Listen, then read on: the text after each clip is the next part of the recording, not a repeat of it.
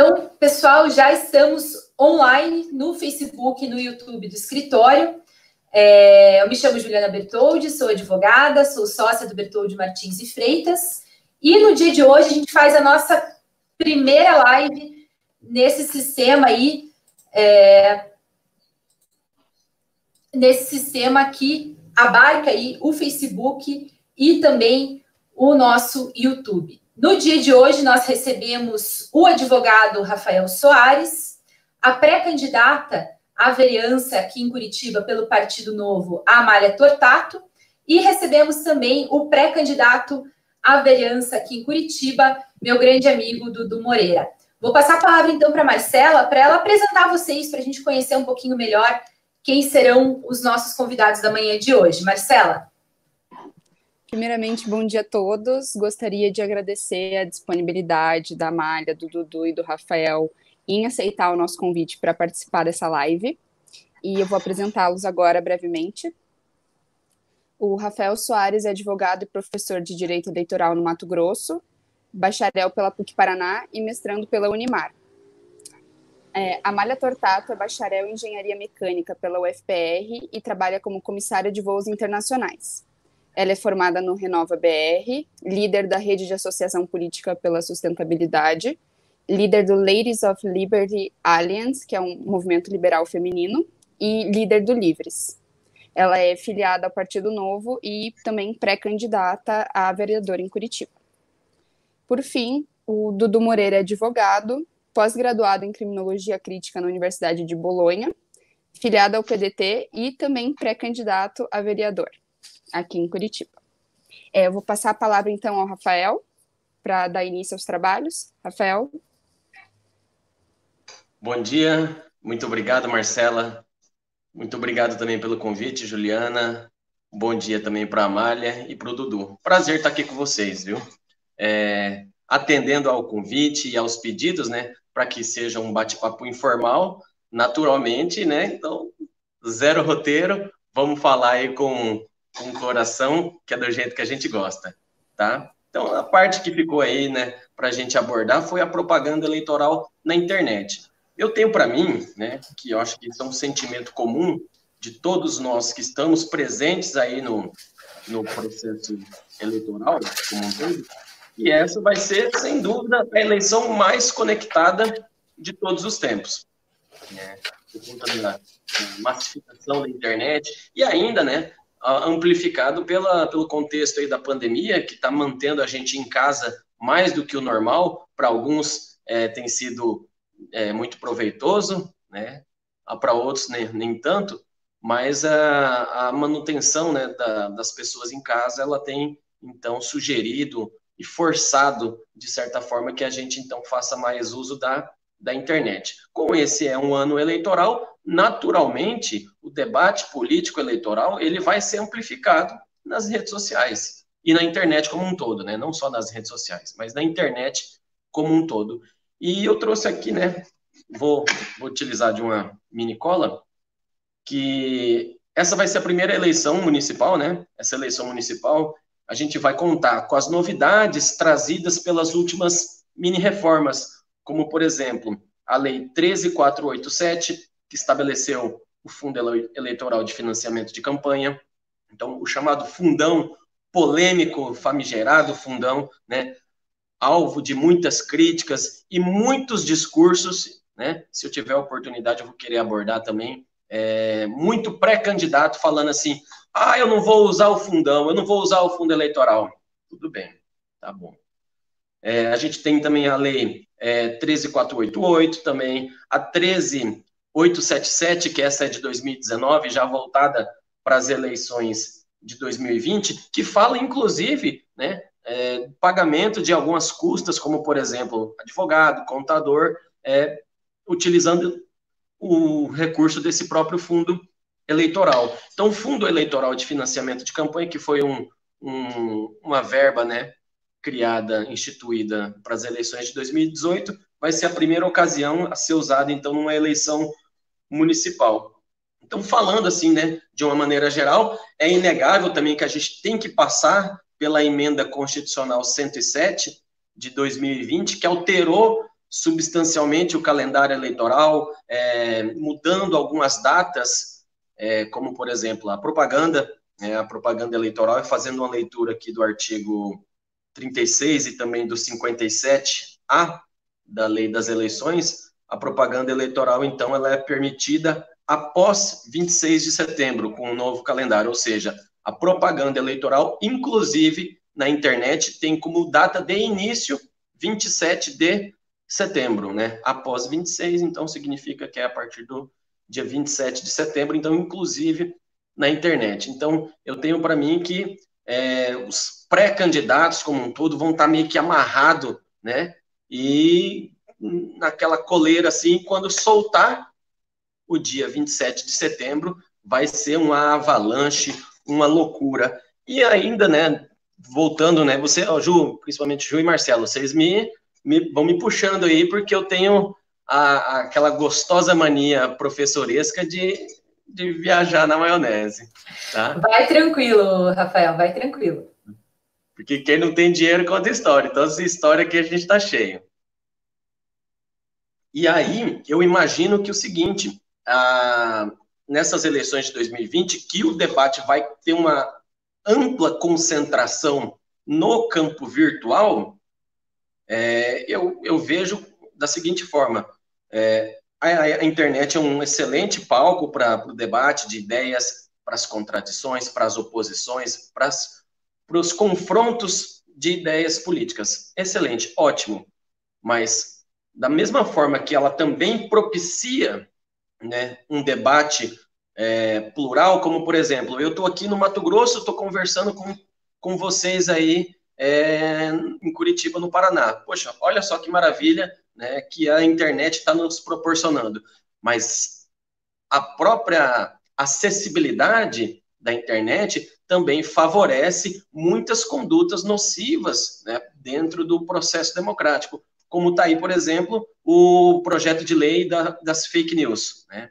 Eu tenho minhas ressalvas, né, sobre esse projeto de lei, mas claro que nós temos outros instrumentos, né, que tratam desse abuso por parte do usuário, seja ele candidato, apoiador, partido político, mas nós temos aí, né, esse favorecimento também do eventual abuso, né? Então, todo aquele que tem acesso de maneira geral e restrita tende também a abusar de certa forma. Então, eu tenho para mim que nós, cidadãos, seja daí na condição de advogado, juiz eleitoral, promotor eleitoral, dirigente de partido político, mas principalmente os pré-candidatos, né, na hora de passar a nossa mensagem na internet, mas no nosso convívio particular com os nossos apoiadores, familiares, simpatizantes, a gente tem que também pregar o bom uso, né, da internet como um instrumento de entrega de mensagem boa e não tentar desvirtuar o caminho da internet. Então, eu imagino que o debate vai se dar, né, de maneira bem ampla, bem franca aí no mundo virtual. Então, aí, né, ao longo dessa nossa caminhada, dessa nossa jornada virtual, eu espero poder contribuir um pouco com relação a isso. Legal. Rafa, eu já tenho algumas perguntas, algumas provocações para te fazer, né? Peço desculpa a quem está assistindo a minha intimidade com o doutor Rafael, mas para mim ele sempre será o Rafa, né? Igual o Dudu sempre foi o Dudu. A Amália, eu ainda não tenho intimidade, Amália, mas daqui a pouco eu já estou te chamando por apelido também, que aqui é assim, todo mundo vira amigo muito rápido. Então, Rafael, deixa eu te fazer uma pergunta. A gente notou, né, a gente que já advoga há algum tempo no eleitoral, percebeu que houve um estrangulamento da propaganda eleitoral, né? Então, a gente estava comentando aqui offline antes do showmício, da camiseta, do quanto havia, assim, uma liberalidade gigantesca para a propaganda eleitoral, e a legislação eleitoral ela foi estrangulando e diminuindo as possibilidades cada vez mais. Esse foi um movimento absolutamente, enfim, me parece, eles alegam que é uma preocupação com a isonomia, né? Mas me parece que é um movimento, eu entendo como antidemocrático, até em alguma medida, né? Você estrangular tanto propaganda eleitoral. Nesse momento, a gente está numa situação que é uma situação absolutamente atípica, né, em que a gente não consegue ir para a rua, ter o corpo a corpo, até que o Dudu estava comentando antes, a gente não consegue conversar, né, com o comerciante do bairro, fazer essa integração natural da pré-campanha. É tão importante para a campanha, se tornou mais difícil. Então, meu questionamento para ti é o seguinte: você acha que a nossa jurisprudência, que os nossos tribunais serão mais brandos com a propaganda na internet, né? Vão alargar um pouco as possibilidades, vão ser um pouco mais gentis aí com os pré-candidatos e candidatos durante a pandemia? Ou você acha que a gente vai permanecer nessa tendência de estrangulamento, de maior supressão dos nossos meios de manifestação dentro da pré-campanha e da campanha? Como você enxerga esse movimento dos tribunais? Você já tem alguma previsão com relação a isso? Olha, Ju, vamos lá. Vamos por partes, né?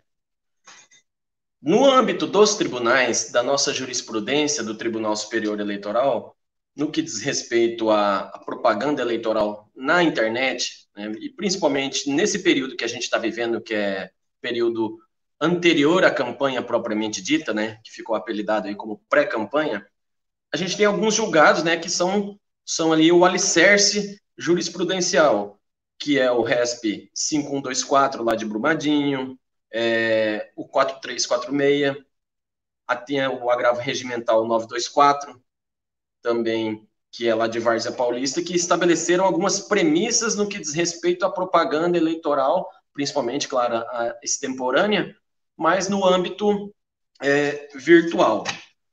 Eu tenho a sensação de que a jurisprudência do TSE, mas como essa eleição é uma eleição municipal e o debate vai se dar muito mais acalorado nas zonas eleitorais e nos tribunais regionais eleitorais, eu tenho a impressão que a jurisprudência tem sim feito o seu papel. Cabe, no meu ponto de vista, ao legislador adotar e regulamentar de maneira um pouco melhor, porque a 9504 é uma bela de uma coxa de retalhos, né?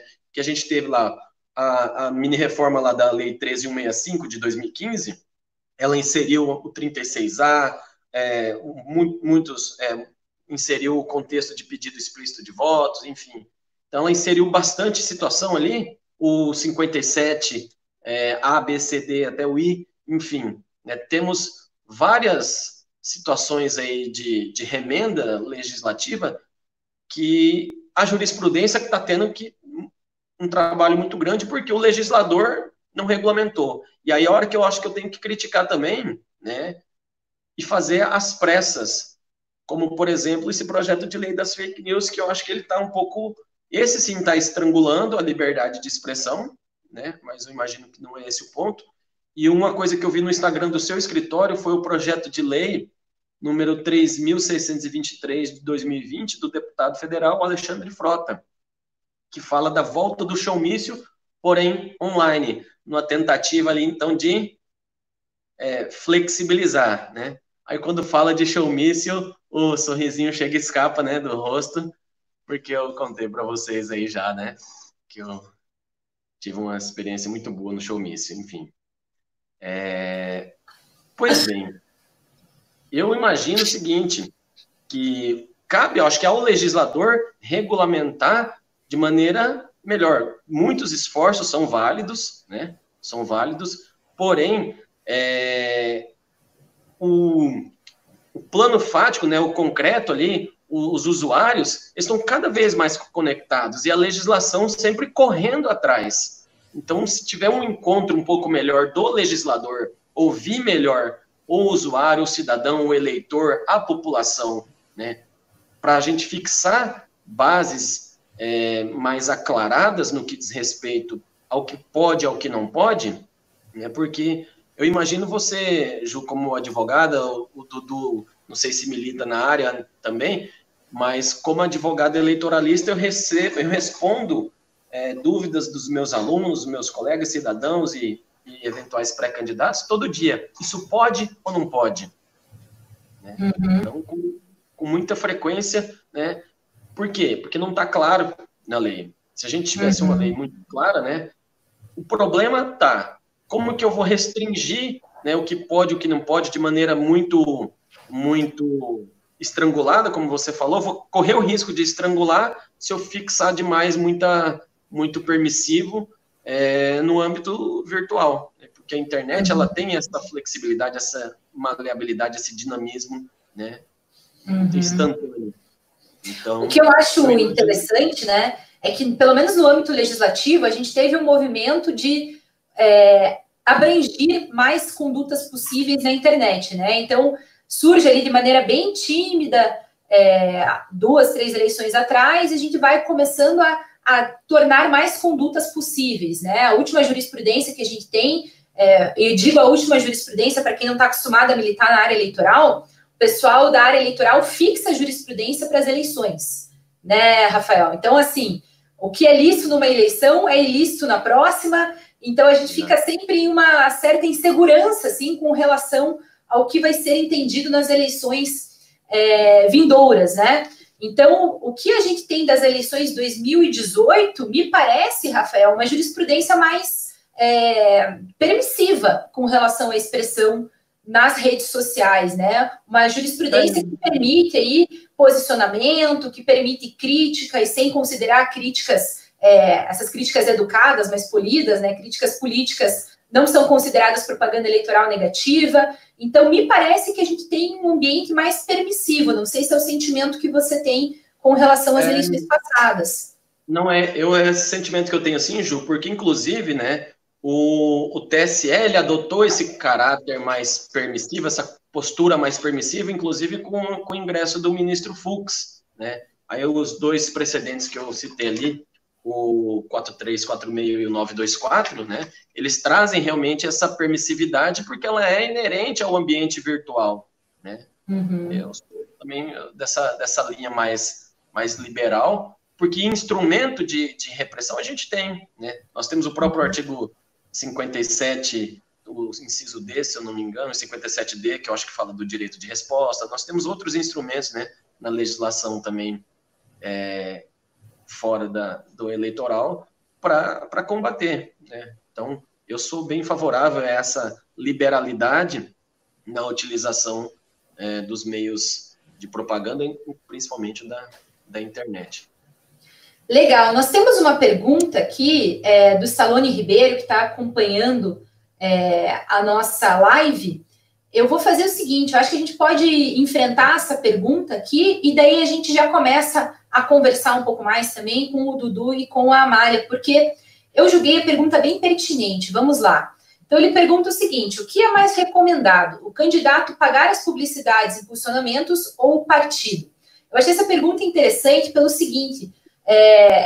eu acho que é legal a gente separar, né, como o comportamento se dá do pré-candidato e o comportamento do candidato, né? Porque o pré-candidato, e me corrija aqui o Rafael, vejam, quando a gente está falando de jurisprudência, quando a gente está falando de direito eleitoral, o que a gente passa aqui é o nosso posicionamento, né? Eu não sei sequer a cidade de que o Stallone está falando nesse momento. Então, aqui em Curitiba, no TRE Paraná, a gente tem alguns entendimentos que apontam para o norte, muitas vezes coadunam ali com o Mato Grosso, mas dependendo da cidade do Brasil que você está falando, Stallone, pode ser que o entendimento do teu TRE, pode ser que o entendimento da zona eleitoral seja diferente do que a gente vai abordar aqui.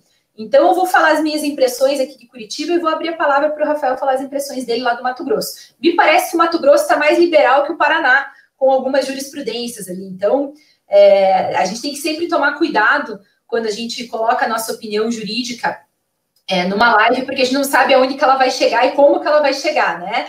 Mas assim... Quando, né?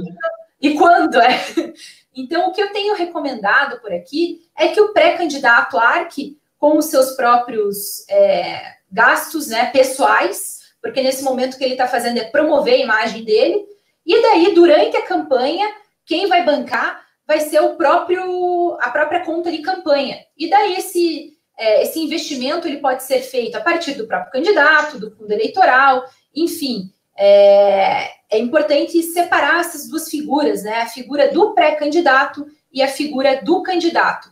Minha recomendação para as pré-candidaturas tem sido que qualquer impulsionamento seja feito por parte do próprio pré-candidato e mais, que cuidem muito com o conteúdo, né? Para não impulsionar eventualmente em uma propaganda negativa, uma crítica. a gente tem que ser muito sábio em entender que a pré-campanha é um momento de promoção pessoal, é um momento de democraticamente fazer com que os demais pré-candidatos e os eleitores, os cidadãos, conheçam a figura desse pré-candidato. Rafael, como que você sente aí esses posicionamentos no Mato Grosso? Pois é, vamos lá. Stallone, muito boa sua pergunta, muito pertinente. Eu vou fazer uso das ponderações da Juliana no sentido de que separando a figura do pré-candidato do candidato. Concordo com a Juliana no sentido de que esses impulsionamentos, né, essas publicidades lícitas feitas pelo pré-candidato, né, sejam realmente realizadas, né, de caráter pessoal, seja uma despesa de natureza pessoal. O próprio pré-candidato vai lá e impulsiona sua propaganda. Olá, boa noite, eu sou fulano de tal, vim aqui para você me conhecer, minha história, minha trajetória, fiz isso, fiz aquilo, beleza? Dentro do seu impulsionamento e um gasto pessoal. E esse gasto, ele tem que ser razoável, ele tem que ser moderado.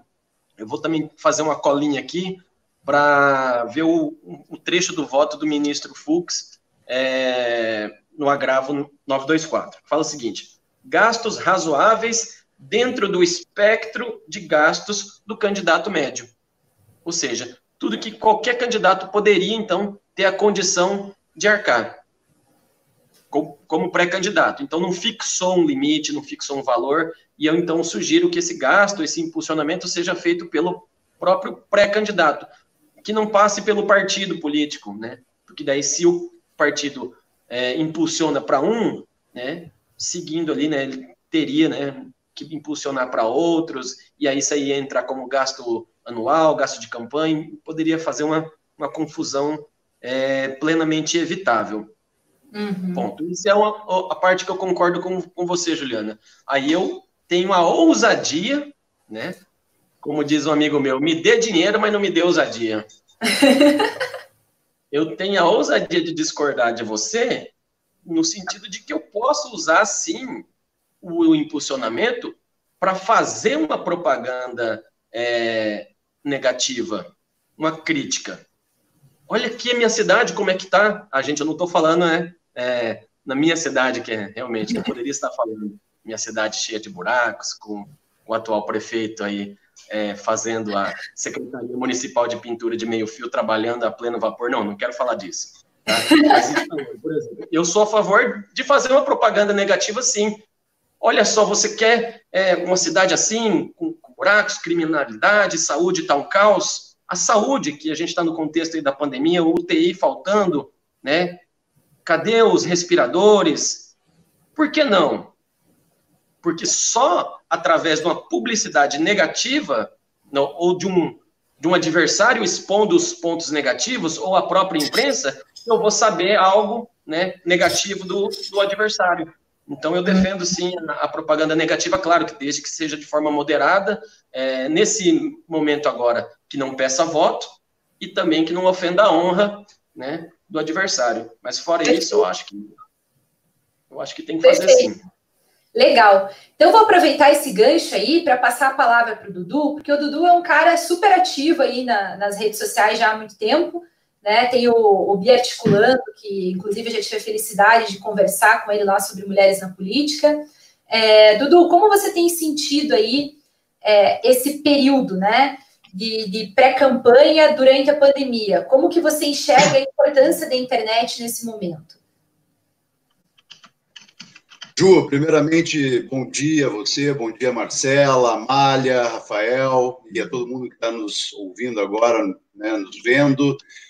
Agradecer o convite, acho que é fundamental a gente estar podendo discutir um assunto como esse, né, um assunto que mudou completamente a abordagem política que a gente aí tradicionalmente conhece. E quanto à minha situação, Ju, é a seguinte: bom, toda vez que eu me imaginei durante a minha vida numa eventual candidatura, eu sempre pensei que seria, sabe, bateção de perna mesmo, ir para a rua, falar com o povo, olho no olho, E foi exatamente isso que eu fiz na campanha do nosso presidenciável em 2018, Ciro Gomes, que foi diretamente para a rua, né? Me lembro perfeitamente de estar no terminal do Guadalupe, nas ruas da cidadania, nas praças da cidade, conversando olho no olho com o povo, e desse contato surge muitas coisas positivas, né? A troca de ideias ali com o povo faz a gente mesmo se questionar sobre certos dogmas que a gente tem. Com isso, a gente vai se flexibilizando e criando uma consciência própria. Então, como eu já vivi essa situação, como eu já participei de campanhas políticas, não me candidatando, mas apoiando outros candidatos, eu sempre imaginei que quando fosse a minha vez, assim seria, e eu me colocaria muito mais fortemente na rua, porque o meu negócio é esse mesmo, é contato com o povo. Contudo, agora a gente vive uma situação que precisamos nos adaptar, né? Nós estamos vivendo aí, talvez, a pior pandemia do nosso tempo, e isso exigiu profundas mudanças, profundas adaptações de todos os setores, inclusive a política, né? Então, agora, a gente tem se refugiado muito nas redes sociais, né? Evitado sair de casa, evitado fazer essa campanha de rua, que, embora seja um desejo antigo meu, eu não jamais colocaria a prioridade de salvar vidas atrás desse desejo. Então, entendo que é fundamental agora a gente ficar em casa e se adaptar da forma que é possível, né? Então, o que tem sido possível agora? Produção de lives, né? Produção de conteúdo, você fazer reuniões, mentorias. Eu tenho participado de diversas mentorias aí, porque nós estamos, né, com um grupo espalhado aí pelo Brasil inteiro de pré-candidatos assemelhados do ponto de vista ideológico da questão do Projeto Nacional de Desenvolvimento. E então a gente tem feito o que dá. Realmente nada substitui o olho no olho, né? A essência da atividade política é essa, é você estar ali olho no olho, conversando com as pessoas, entendendo as demandas dela e podendo se adaptar. Mas agora a gente precisa seguir isso. No começo da conversa, antes de estar ao vivo ainda, nós estávamos batendo um papo, né? E a Mália vai poder falar melhor sobre isso depois. Ela disse que pela questão de ser mãe, né, tem sido uma questão positiva, poder ficar mais perto da filha, e eu já disse o contrário, né, para mim, que não sou pai ainda, um dia serei, mas não ainda, a atividade política, para mim, sem estar na rua, tem me prejudicado bastante. Contudo, a gente também tem que ver os prós e os contras disso, né? Ao mesmo tempo que prejudica, na minha visão, dentro da municipalidade, portanto, você não consegue falar com a tua população, você não consegue ter um contato mais direto, mais estreito com o povo, ao mesmo tempo você consegue se aproximar de quadros, de figuras nacionais que estão espalhadas aí pelo Brasil inteiro, né? Então, por exemplo, quando é que eu imaginei que eu ia poder estar fazendo uma conversa, um debate sobre economia com 3 grandes economistas aí do meu campo político, que é o que eu vou fazer amanhã. Desculpa aí já o momento merchan, mas já que chegamos aqui, a live do Moreira amanhã lá nas nossas páginas, com Mário Benevides Filho, Nelson Marconi e Fábio Scatolini. Então, ao mesmo tempo que nos prejudica na municipalidade, nos aproxima de quadros que estariam muito mais longe se não fosse esse mundo virtual. Então, não dá para a gente achar só que é ruim, né? Tem os seus pontos positivos também. Ainda, Ju, sobre o que a gente estava conversando, eu gostei muito de uma coisa que você citou, é o estrangulamento do processo democrático, é o estrangulamento do horário político. E aí eu fico me perguntando quais são as consequências, né, que esse estrangulamento traz. Uma delas, na minha visão, é o reforço da antipolítica, né, que é uma coisa que eu não consigo compreender, porque simplesmente não há saída fora da política, goste dela ou não, e é isso, esse estrangulamento, ele reforça, né, essa antipolítica e dificulta a apresentação dos projetos de cidade por parte de cada candidato, né, o que faz com que, se a gente pensar lá no limite, faz com que a população tenha menos subsídios para fazer uma escolha mais coerente ou mais equilibrada, digamos assim. Então, eu acho que você tem toda a razão quando você diz que isso estrangula o processo democrático. E aí, vamos parar para pensar. Se estrangula o processo democrático para todos, imagina para aqueles como eu e a Amália, que somos desconhecidos, que estamos na nossa primeira iniciativa, né, desse negócio. Prejudica muito mais. E aí também temos que nos perguntar. Ora, a gente tem no Brasil contato político, contato com eleição, assunto eleitoral, só de 2 em 2 anos, minha gente. Via horário eleitoral na televisão e rádio, né? Fora isso, dá-lhe Jornal Nacional. Então, será que é esse o melhor caminho para a gente alcançar a tão buscada maturidade política que a gente quer no país? A gente já viu que até aqui ficou complicado. O nosso jeito de fazer política é muito voltado ainda para o culto à personalidade. A gente se apaixona por certas pessoas, acha que são salvadores da pátria, e vai por uma questão de apego, muitas vezes, sabe, sem muita profundidade naquilo que é política. Eu acho que uma das causas disso é justamente esse dito estrangulamento do processo democrático, que nos prejudica, não consegue fazer com que nós alcancemos o objetivo de amadurecimento político brasileiro. É isso que eu acho que nós temos que ter em mente agora e discutir.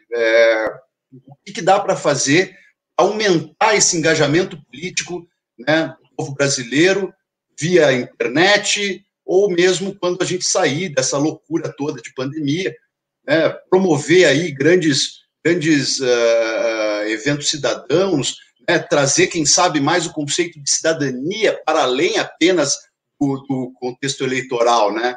Eu acho que a gente precisa trazer essa vontade de amadurecimento. E não basta só vontade, a gente precisa pensar em mecanismos para efetivar esse amadurecimento.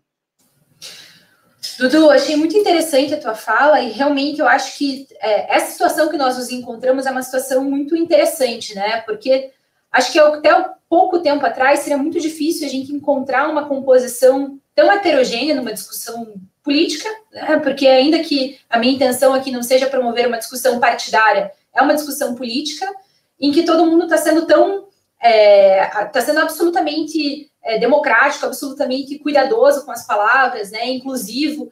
Então, enfim, eu torço muito pelo nosso processo de evolução democrática, sou uma democrata, né, acima de tudo. Quando me perguntam o meu posicionamento político, eu falo, antes de tudo, sou uma democrata, porque eu acho fundamental que a gente tenha esses espaços de discussão.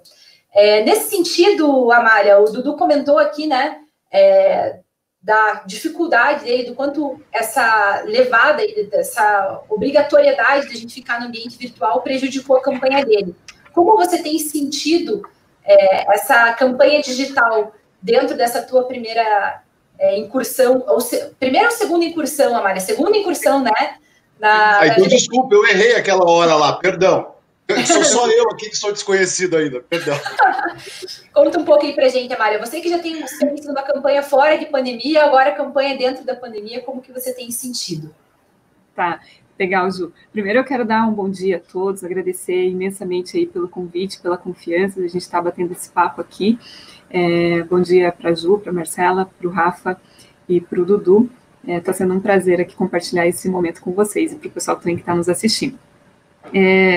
Bom, eu acho que, primeiro eu quero começar falando que eu acho que eu sou a única advogada aqui no painel, a única que não é advogada aqui no painel, então me desculpem se eu não consigo usar aí os termos juridiquês que vocês têm conhecimento, eu vou falar mesmo para o pessoal que é pré-candidato e que não é advogado e que passa aí pelas dificuldades que eu enfrento. Então, imagina se para vocês que são advogados, que têm o conhecimento, que trabalham na área eleitoral, já é difícil, imagina para uma pessoa leiga como eu. Na minha campanha passada, que fui candidata a deputada federal, uma das primeiras coisas que eu fiz foi sentar com uma advogada eleitoral e perguntar, afinal, o que eu posso fazer e o que eu não posso fazer, porque a gente tem muita dúvida, né, a respeito disso. E mesmo assim, a gente ainda, quando sai de lá, dessa conversa, ainda fica com dúvidas a campanha toda. Então, é realmente um mundo jurídico que a gente vive no Brasil muito complicado. Vocês colocaram muito bem a respeito do estrangulamento das normas e das leis, e eu aqui como cidadã comum, o que eu vejo é que eu tenho a impressão que quanto mais coisas as pessoas tentam incluir nas leis, e isso vale para tudo, não só para a lei eleitoral, mais difícil fica para o cidadão conseguir saber se ele está andando dentro da lei ou não. Só que no caso eleitoral, a gente corre risco aí, inclusive, de perder mandato no futuro se for eleito, né? Então, a gente precisa ter muito cuidado aonde a gente está andando. Então, nós, como pré-candidatos, depois como candidatos, a gente fica eternamente pisando em ovos. Você não sabe se você está ali cumprindo todos os requisitos que as leis solicitam. E agora, falando especificamente da campanha digital, desse momento que a gente está vivendo, eu acho que o Dudu comentou muito bem, né? Embora ele não tenha sido candidato na campanha passada, ele trabalhou efetivamente em campanha majoritária, e é isso mesmo, sem dúvida nenhuma, Dudu, o olho no olho, o contato com o cidadão, não tem nada que substitua essa aproximação e esse vínculo até que a gente consegue criar com o cidadão quando a gente senta com ele, conversa, escuta e consegue entender quais são as dores desse cidadão, até para você conseguir propor alguma coisa que está ao seu alcance ali para melhorar a vida dessa pessoa. Mas eu vou tentar olhar pelo lado positivo da coisa, já que você já comentou bastante do lado negativo, e eu concordo com todos os pontos que você colocou. Como eu tinha comentado antes com vocês, um ponto positivo que eu vejo é essa questão da inclusão. A gente vê que tem muito pouca mulher na política, isso é fato, não é novidade para ninguém, e eu acho que um dos pontos que acaba afastando a mulher da política é essa responsabilidade, embora as tarefas em casa, por exemplo, o meu marido é super parceiro, a gente faz tudo aqui em casa, é tudo dividido, mas embora a gente tenha essa cumplicidade, ainda recai sobre a mulher uma responsabilidade muito grande, né? A gente se cobra muito, a mulher se cobra demais, a gente sente muito de ter que ficar longe, é mais complicado.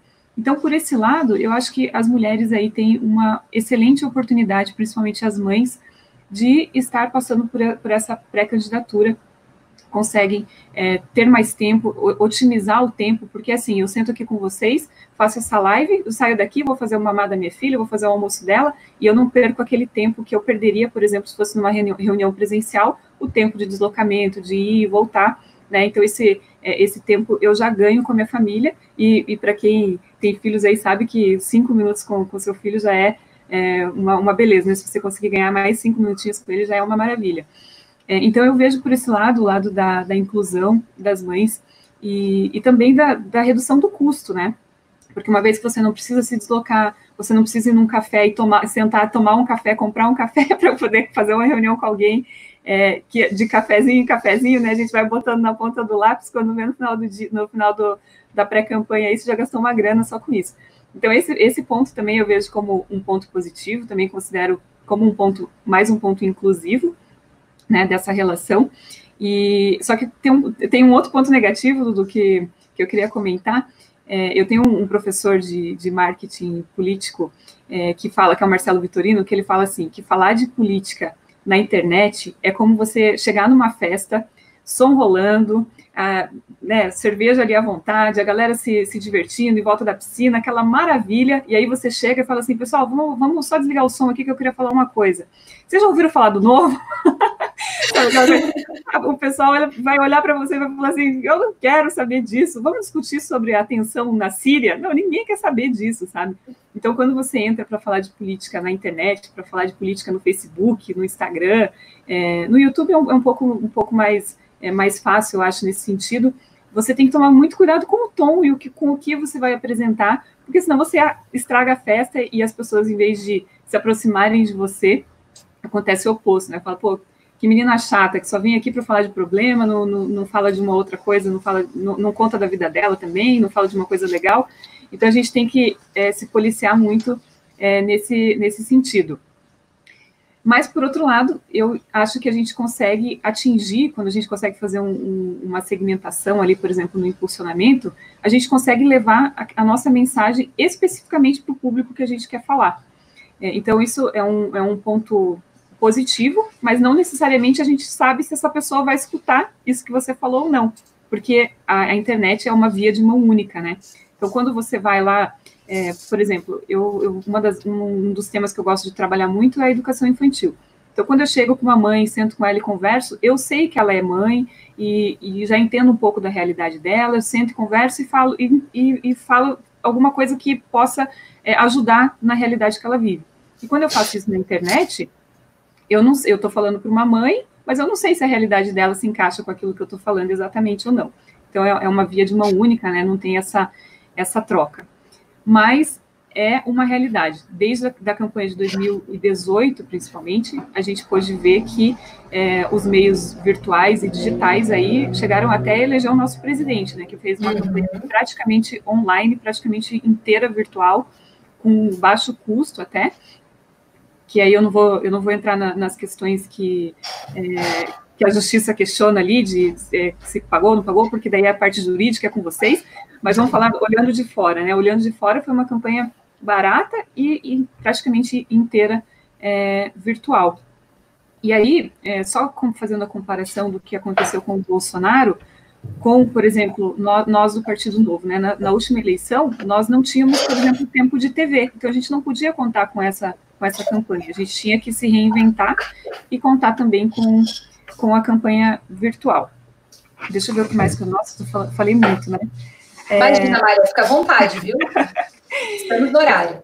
Eu só tinha anotado aqui mais algumas coisas para comentar a respeito de dúvidas, né? Que eu falei no começo que eu sentei e conversei com uma advogada eleitoral, mas ainda assim a gente fica com dúvida. Então, por exemplo, uma questão que sempre surge. Se um apoiador meu foi lá e impulsionar uma publicação, porque não pode, né? Até onde eu sei, acho que não pode, né? Tô certo? Não pode. E aí, essa responsabilidade recai sobre mim, então fica uma coisa assim, a gente fica, sabe, a gente tem que se preocupar até com os apoiadores, o que eles estão fazendo. É muito complexo a vida de pré-candidata e depois de candidata, né, como eu já passei pela última campanha, é muito complicado. Imagina, se para vocês comentaram aí, se vocês têm dúvidas, se vocês ficam... A Juliana discorda do Rafael ali na questão de crítica negativa, se para vocês é complicado, imagine para nós. E eu tenho trabalhado bastante com essa questão de fiscalizar a prefeitura, de mostrar as coisas que eles estão fazendo que eu não concordo, e aí eu fico naquela, e aí, eu impulsiono ou não impulsiono? E aí, vai dar ruim ou não vai dar ruim? Mas agora, a gente tem um defeito, né? Se a gente escuta uma pessoa que falou que pode fazer, a gente vai seguir essa pessoa, porque era o que a gente queria ouvir, viu, Rafa? Era o que eu queria ouvir, então qualquer coisa, se der ruim, eu vou te chamar. Amara, isso é muito complicado, né? O que a gente conversava, para contar para o pessoal aqui, antes da gente entrar, né, online, a gente estava conversando sobre o que vale a pena nas campanhas, né? Eu e o Rafael, a gente bem abertamente falou que algumas multas vale a pena levar, né? Porque algumas discussões, elas são naturais ao ambiente democrático. Eu sou absolutamente a favor que um candidato impulsione uma crítica, né? A Amália hoje fez um vídeo super bacana, com uma crítica extremamente pertinente à prefeitura, que é aquele carrossel que foi colocado ali no passeio público, no momento que ninguém pode sair de casa, que custou uma fortuna, né? Custou mais de R$1 milhão, o negócio não faz o menor sentido, na minha opinião, né? Estou falando aqui como eleitora, né? Nem como advogada, como eleitora e como cidadã. Né? No momento de pandemia, que pequenos negócios estão falindo, você pegar R$1 milhão e colocar num negócio super tecnológico, que ninguém vai ver, me parece um dessenso completo. Minha posição como eleitora, eu gostaria que você impulsionasse esse vídeo, né? Eu quero que mais pessoas tenham acesso, né? Sou super fã do Dudu também. Eu acho que o Dudu tem críticas mega importantes para a nossa cidade. Eu acho que esses conteúdos têm que ser conhecidos. A população tem que conhecer a crítica. Mas o que me preocupa é a linha tênue entre a crítica absolutamente válida e que eu acho que pode ser impulsionada, né? E a propaganda eleitoral negativa, que é proibida durante a campanha e, portanto, proibida na pré-campanha. Por isso que são essas linhas tênues que me preocupam, né? Por isso que quando me fazem perguntas, eu falo, você está perguntando para a Juliana professora ou para a Juliana advogada? A Juliana professora vai falar que não pode. A Juliana advogada vai falar, deixa eu dar uma olhadinha aqui. Deixa eu dar uma olhadinha. É muito delicado, né, Amália? Até porque, assim, se você me permite fazer só mais uma colocação, eu vejo que, como cidadã, seria até uma certa irresponsabilidade na minha parte saber que a prefeitura gastou aquele dinheiro e não compartilhar isso com as pessoas, sabe? Deixar a pessoa, o eleitor, escolher seu voto sem saber exatamente o que acontece por trás, porque, embora tenha o portal da transparência, as pessoas não têm facilidade de entrar naquele portal, de acessar as informações. As pessoas não sabem como fazer isso. Então, assim, eu acho até que seria uma irresponsabilidade da minha parte não compartilhar isso com as outras pessoas. Por isso que eu acho importante fazer essas pontuações, né? Eu acho que... Desculpa, Ju, se me permite também fazer só Claro, um comentário claro. na esteira do que a Mari falou. Eu acho que ela está coberta de razão, eu acho que tem que ser feito isso também, porque não necessariamente uma crítica ela se configure quando uma propaganda é negativa, né? Você vai muito da dialética, vai muito de como você consegue imprimir aquilo. Agora, quando ela fala que seria uma irresponsabilidade dela, enquanto pré-candidata, não levar ao povo o conhecimento de algo que é julgado errado por ela, eu concordo. Assim como aqui em Curitiba, por exemplo, eu venho denunciando já há muito tempo o mau gasto em asfalto, né, que a gente tem aqui, e é uma demanda da população curitibana, mas é uma demanda do povo curitibano na periferia da cidade, né, fora do centro, longe do centro, que a gente vê aqui na gestão do atual prefeito, é que, né, onde não se necessitava, tem esse investimento. Não é pouco, inclusive comprometendo a próxima gestão com empréstimos, né, passando em regime de urgência na Câmara Municipal. Então, várias coisas aí que a gente tem a levar ao povo, porque, do contrário, se a gente não pode levar isso até o eleitor, a gente não está cumprindo aqui com a nossa função democrática de buscar a melhoria, né, da nossa sociedade. A gente precisa ter essa condição de levar diante ao povo, porém, cuidando sempre com aquilo que a gente vai falar. Afinal de contas, nós somos responsáveis por aquilo que nós falamos. Muito interessante, eu concordo em absoluto com tudo que vocês falaram, né? Eu acho bastante engraçado. Toda vez que me chamam para falar em evento de fake news, eu falo o seguinte: vocês proíbem o cara de impulsionar conteúdo se for propaganda negativa. Vocês proíbem isso, proíbem aquilo, só que fake news ninguém controla. O boato, fake news é o quê? O boato tecnológico, né? A versão 2.0 do boato. Boato sempre existiu. Mentira na política sempre existiu. Nós temos casos célebres aqui no Paraná, históricos, de campanhas que eram campanhas ganhas que foram derrubadas com calúnia, né? Imputaram um crime lá para o candidato a governador e derrubou o sujeito. Então, fake news existe há muito tempo. Então, me parece extremamente equivocado que a Justiça Eleitoral estrangule o debate ilícito, né? Tá aí o Dudu, a Amália, dando a cara a tapa, de cara limpa, fazendo uma crítica que eles julgam pertinente no ambiente democrático. Se a gente estrangula isso, aí a gente vai querer fazer controle de fake news, né? Não, se a gente proíbe o debate na superfície, que controle a gente tem nas profundezas do debate, na deep web do debate, né? Então, eu sou a favor do embate de cara limpa. Eu acho que o candidato que se propõe, né, a estar à frente, a estar dando a cara a tapa mesmo na nossa sociedade como pré-candidato ou como candidato, ele merece maior respeito, ele tem que ter, sim, a liberdade de colocar o seu posicionamento, inclusive e especialmente na internet, que é um ambiente de alto alcance e que vai ser fundamental nessas eleições. Eu acho que a gente tem algumas perguntas aí, já rolando no Facebook e no YouTube. Eu vou pedir para a Marcela fazer a mediação e distribuir algumas perguntas aí para a gente. Marcela? Nós estamos recebendo muitas perguntas, Ju. Várias perguntas dessas dão tema de uma live sozinha. Então, eu vou afunilar mais para o tema de propaganda eleitoral, que é o que a gente está tratando aqui. E se o pessoal que estiver assistindo quiser sugerir temas de futuras lives de matéria eleitoral, fiquem à vontade, tá? Uma dessas perguntas que a gente recebeu é na questão de ser jovem ser uma vantagem nessa eleição ou não, talvez pela proximidade que os mais jovens têm com a tecnologia e a dificuldade que os mais velhos têm com acesso a essas tecnologias que no geral vão ser quase que exclusivamente a plataforma de campanha, né? E aí, pessoal, alguém gostaria de opinar sobre esse tema? Imagina que a idade não é o elemento, né? O elemento preponderante, né? Porque eu tenho algumas pessoas que são jovens que falam para um público que diz: fala, galerinha do YouTube. Então, né? Não, então acho que a idade não é o fator relevante. Eu acho que o engajamento, né, do pré-candidato nas plataformas virtuais é o que vai fazer, aí sim, a diferença.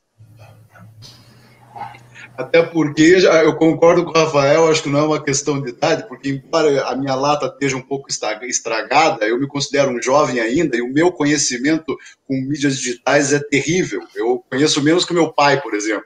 Então acho que não se trata da idade, né?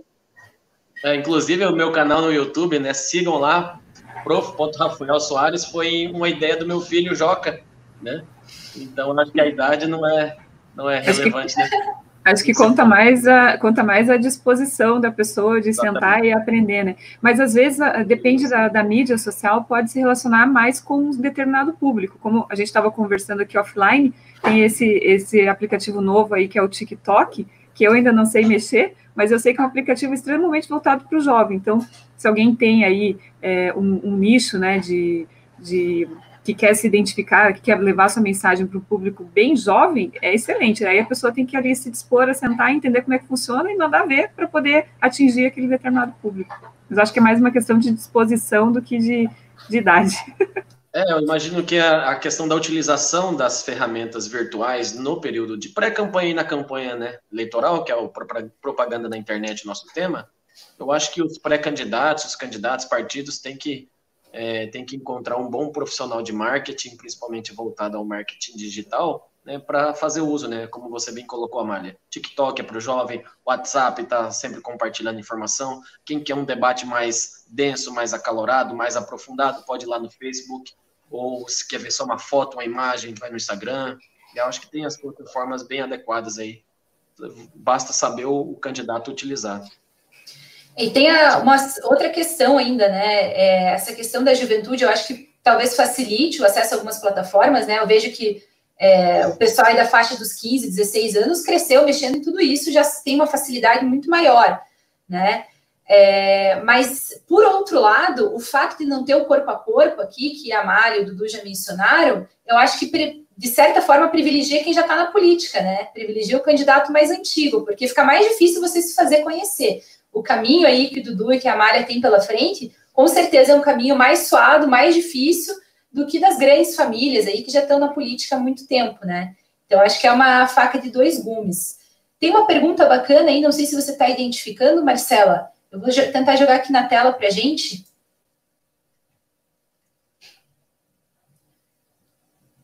Vamos lá, pessoal. O pré-candidato pode apresentar propostas, projetos ou ideias sem pedir voto? Doutor Rafael, vou deixar para você, que essa aí você vai responder com categoria. Pode o pré-candidato apresentar proposta, projeto e ideia?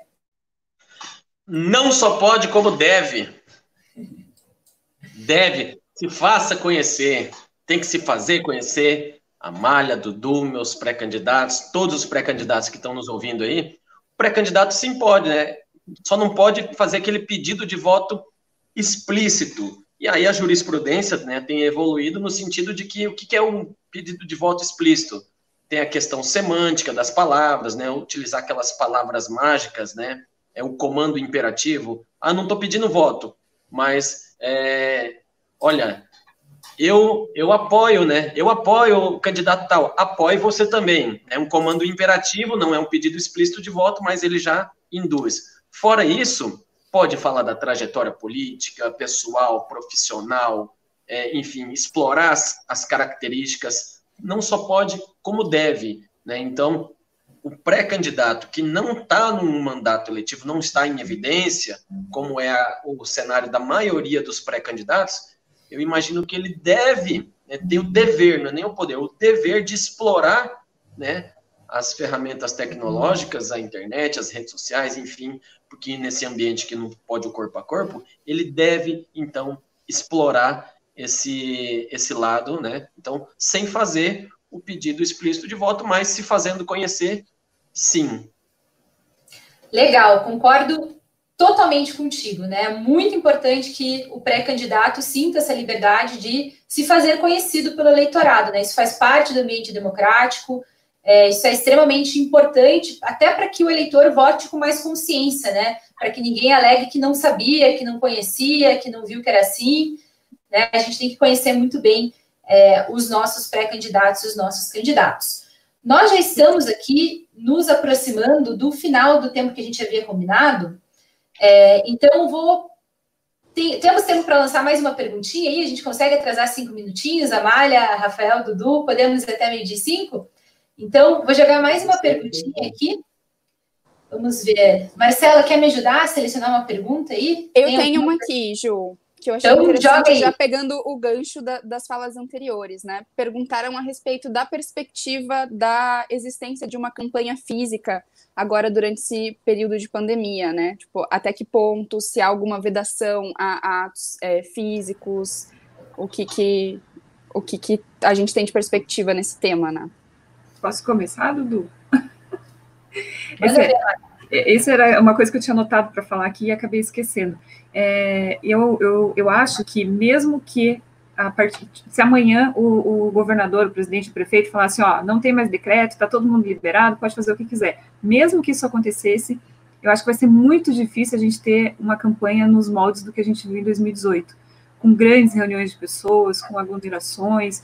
Isso eu acho que vai ser muito difícil fazer. Até por isso a importância da gente investir na campanha digital, né?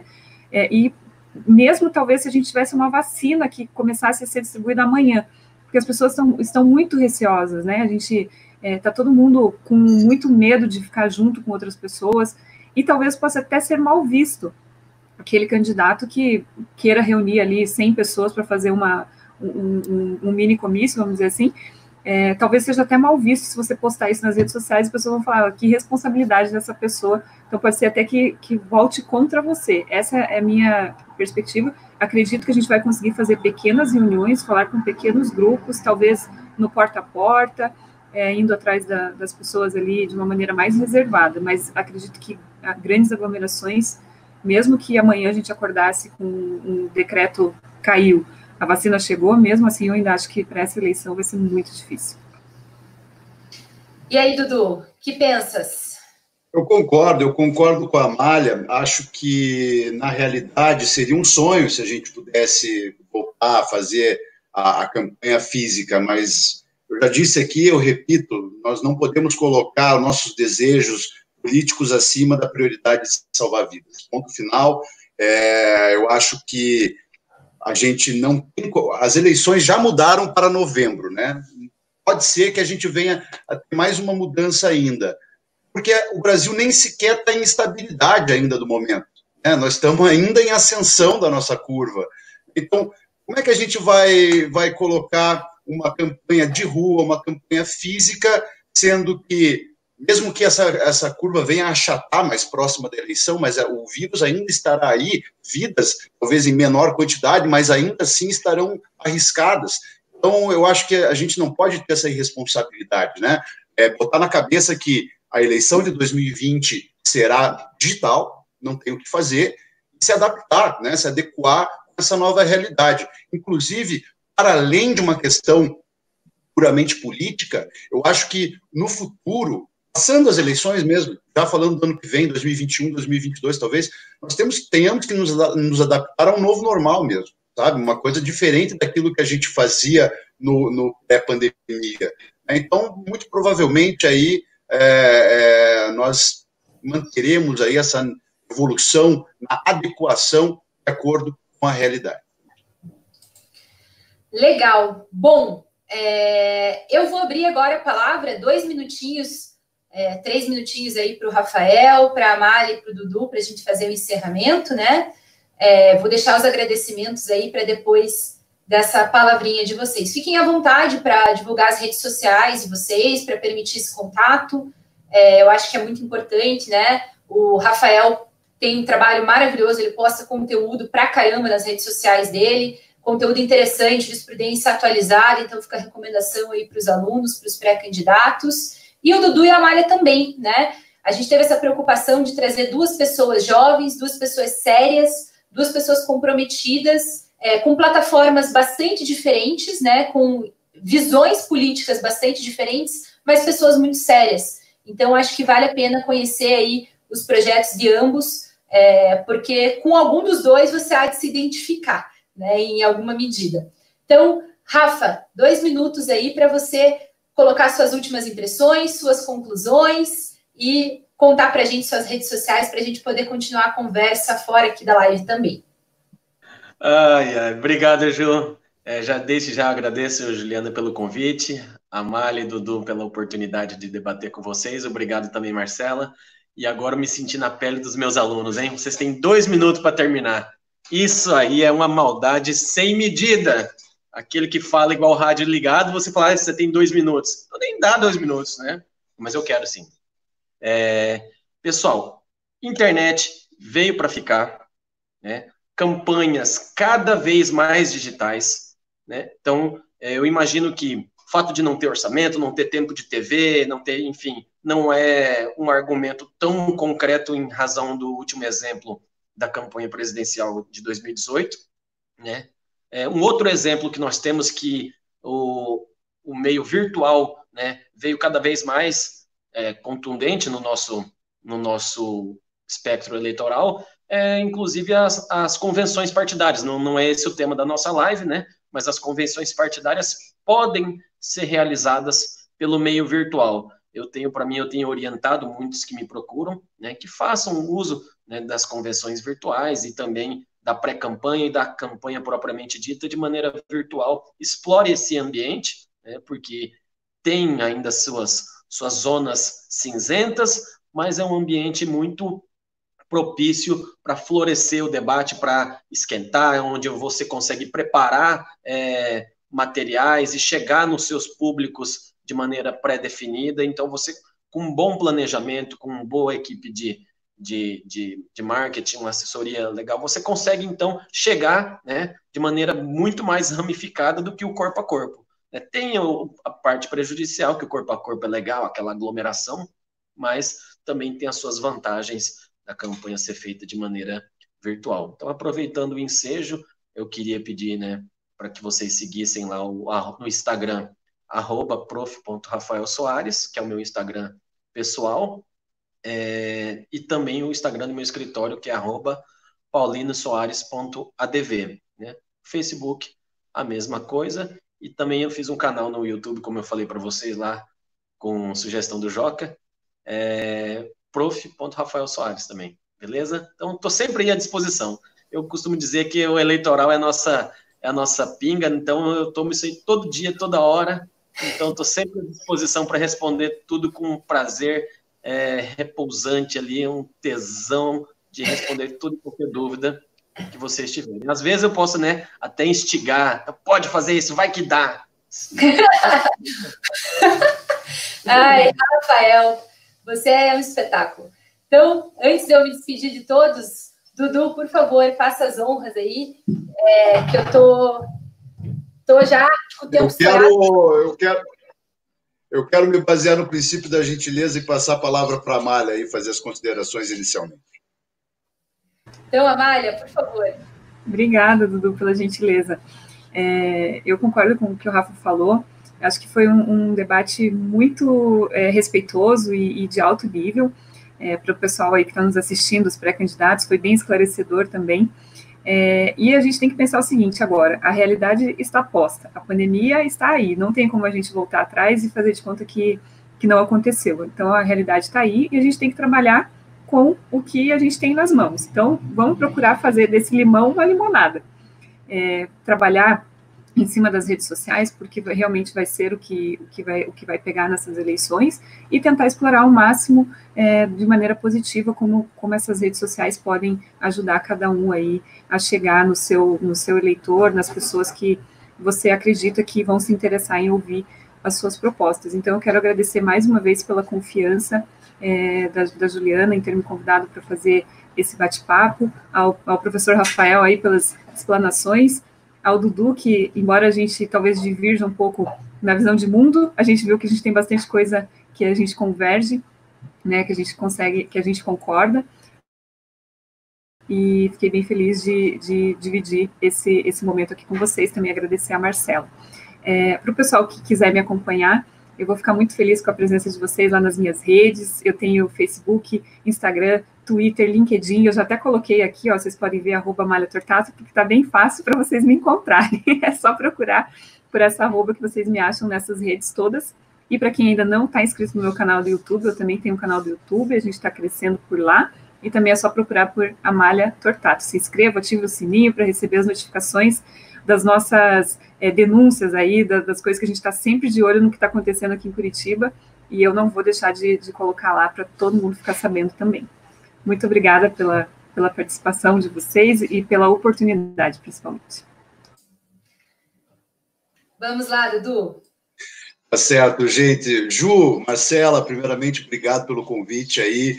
É muito legal quando a gente vai falar de assuntos tão importantes assim e ainda consegue se divertir durante esse papo todo. Então, professor Rafael, queria aí dizer que já sou um admirador aí do teu conhecimento, dessa tua veia cômica também, que é maravilhosa. Adorei a tua conversa com teu filho aqui no chat, que vocês estavam conversando por aqui, eu fiquei acompanhando.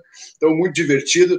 Também, Amália, obrigado aí por ter tido essa oportunidade da gente conversar. Eu acho que a Ju pontuou bem, né? A gente tem muitas divergências na questão de economia, de visão de mundo, mas certamente nós temos mais convergências, né? E aqui ficou provado uma fácil, uma simples, por exemplo, nós concordamos que é irresponsável colocar o risco de perdermos vidas abaixo do desejo político. Então, eu acho que a gente converge nisso, né? Entendemos que devemos preservar as vidas. Então, é sempre importante a gente fazer essa construção, né? Porque eu acho que a política no Brasil, ela está tão prejudicada, ela está tão sem credibilidade, que talvez a primeira função que qualquer pretendente a ocupar algum cargo público deva tomar seja justamente aquela de recuperar a credibilidade do cargo que exerce, recuperar a confiança que o povo, que o eleitorado tem perante o seu representante, recuperar a questão que o povo pode se sentir auxiliado, pode sentir que tem alguém trabalhando por ele. Então, eu entendo que essa é a nossa principal missão, restabelecer a credibilidade dos cargos públicos. Eu acho que é para isso que nós estamos nos candidatando. E perceber que conversar não tem mal nenhum. O diálogo é a essência da política. O diálogo faz parte da política.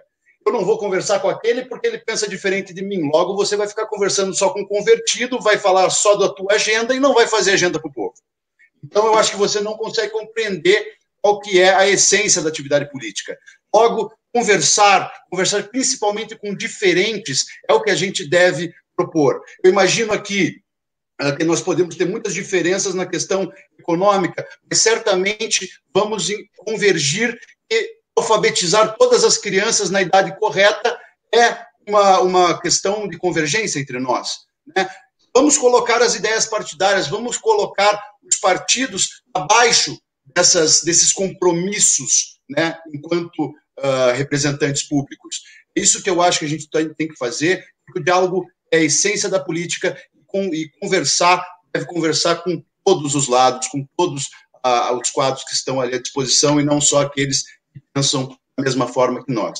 Diante disso, quero agradecer por essa oportunidade, porque aqui ficou claro que a gente pode fazer isso, conversar com quem pensa diferente e encontrar boas soluções. Portanto, muito obrigado, quero agradecer a todos vocês, desejar um bom dia para todo mundo que está nos ouvindo aí.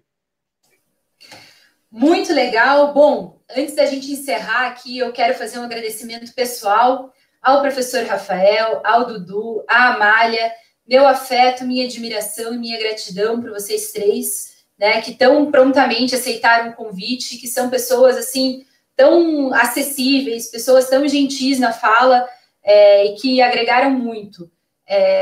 Amália, Dudu, desejo uma excelente campanha para vocês dois, né, saibam que vocês podem contar conosco. Eu gosto de ver gente jovem que sabe conversar, é disso que o legislativo precisa, essa é a base de todo o legislativo, pessoas que saibam dialogar, né, porque não existe decisão solitária no legislativo, a gente precisa de gente que saiba conversar, que saiba dialogar, então, para mim, é uma felicidade contar com vocês aqui.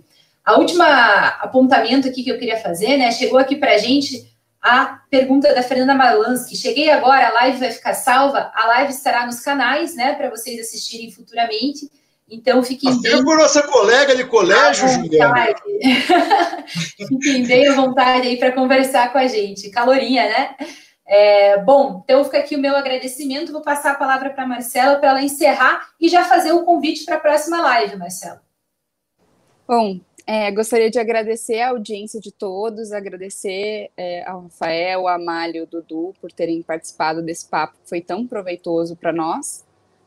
Essa primeira live é dentro de um ciclo de lives que nós estamos planejando aqui fazer pelo escritório. A próxima é na sexta-feira, então a gente vai tratar sobre o Tribunal Penal Internacional e articulação política. Nessa sexta-feira, dia 15 de julho, às 11 horas da manhã. Então, espero vocês. Perdão, Dudu.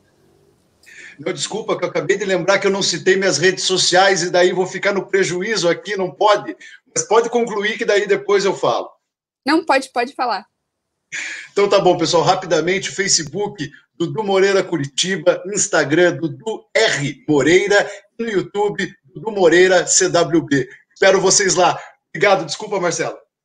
Imagina. Então, quero agradecer a audiência de todos, desejar a todos um bom dia e é isso. Valeu, pessoal. Obrigada. Foi um prazer, viu? Até a próxima. Tchau. Tchau. Um abraço, gente. Tchau.